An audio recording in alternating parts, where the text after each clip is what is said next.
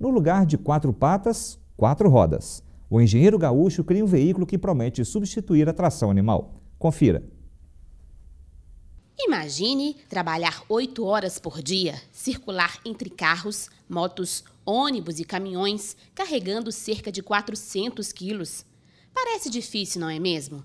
Mas esse é o trabalho dos cavalos que puxam milhares de carroças carregadas de materiais recicláveis e entulhos em várias cidades do país. Essa é a rotina dos cavalos de Ivan. Na tentativa de não sobrecarregar quem o ajuda a garantir sustento da família, ele faz um rodízio entre os bichos. Eu tenho as 2 cocheiras deles que eles ficam, trabalha 12 por 36, então cada dia um trabalho e tem as cocheiras separadas, cada um fica na sua cocheira, cada um tem sua cocheira separadinha. Convencido de que soluções como a carga horária reduzida não seria o caminho para garantir o bem-estar dos cavalos, esse engenheiro, morador da cidade de Santa Cruz do Sul, no Rio Grande do Sul, desenvolveu um projeto para substituir a tração animal. Então a nossa ideia era fazer um equipamento que pudesse levar uma grande quantidade de peso e não precisasse usar o animal, né? Uma coisa ambientalmente correta, né? Com um custo baixo, manutenção baixa, né? E que fosse fácil manuseio para ele trabalhar e fazer e catar cada vez mais, né? Porque ele ganha por produção, né? O veículo, batizado com o nome Cavalo de Lata, atinge até 25 km por hora e se assemelha a um carrinho de golfe. Só que a gente fez adaptado ele para a cooperativa. Ele tem todo tipo de iluminação já com LED, né? De grande eficiência, baixo consumo, bateria tracionária, motor de DC brush, corrente contínua, né? O carroceiro aprova a iniciativa, mas se preocupa com relação à regulamentação do carrinho. Mas no caso, por exemplo, ele teria que ter licença da BH Trânsito. A carteirinha seria normal. Uma carteira de carro, por exemplo, teria que ser normal, que é um carro. E pagar o IPVA e tudo. Seria bacana, sim. Se fosse no caso, por exemplo, seria bacana, sim. Pelo menos a gente poderia dar mais uma tranquilidade para os animais. O criador do cavalo de lata esclarece que no Brasil ainda não existe uma legislação para carros elétricos e defende que caberia aos órgãos públicos estaduais ou municipais regulamentar o uso dos veículos.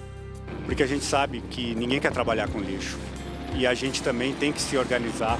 Então a gente precisa se reeducar, né, e dar equipamentos de valor para eles, dar equipamentos que realmente vão ser eficientes para eles.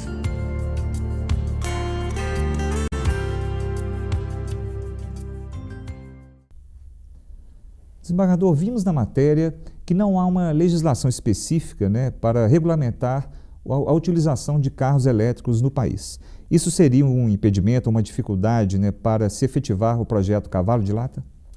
Eu creio que não, porque já existe uma resolução do CONTRAN, número 315, em que se disciplina o uso de veículo elétrico, ciclomotor, etc. Só que nessa resolução, os veículos são de 2 ou 3 rodas. O Cavalo de Lata tem 4 rodas. Mas eu não creio que seja difícil. Basta, ao CONTRAN, ou editar uma outra resolução, ou então acrescentar essa que já existe, uma regulamentação específica para o chamado cavalo de lata, até porque é um veículo elétrico de baixa potência e que não vai gerar maior exigência por parte do condutor. Desembargador, o senhor falou no CONTRAN, Conselho Nacional de Trânsito. Por que seria esse órgão competente para regulamentar essa questão? Porque o CONTRAN é o órgão nacional, o Conselho Nacional, como você disse, que tem a competência pela lei, pelo Código de Trânsito Brasileiro, para fazer essa regulamentação sobre os veículos movidos a motor, né? Seja motor elétrico, seja motor a gasolina, etc., que possam circular nas ruas e nas avenidas brasileiras. Então, o CONTRAN é o órgão que, pelo Código de Trânsito Brasileiro, tem competência para disciplinar o uso e a condução desses veículos. E quais os limites que a Justiça estabelece em relação à exploração dos animais como força de trabalho? Isso não tem chegado à Justiça.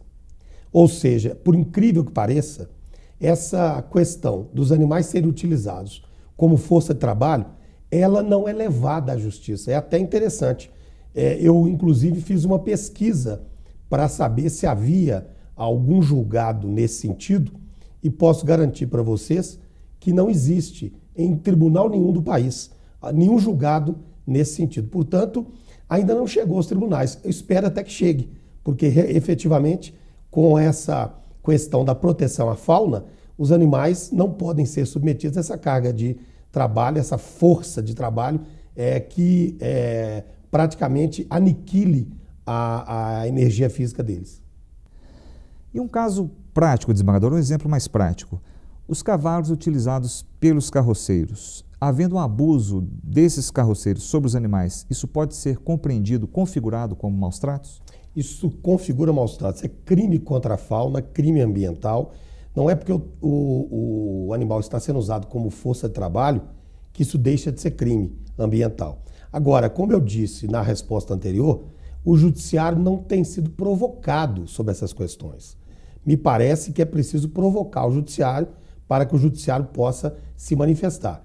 Portanto, é crime ambiental sim, está previsto na Lei 9.605, a lei que pune os crimes ambientais, e é preciso que se provoque o judiciário nesse sentido.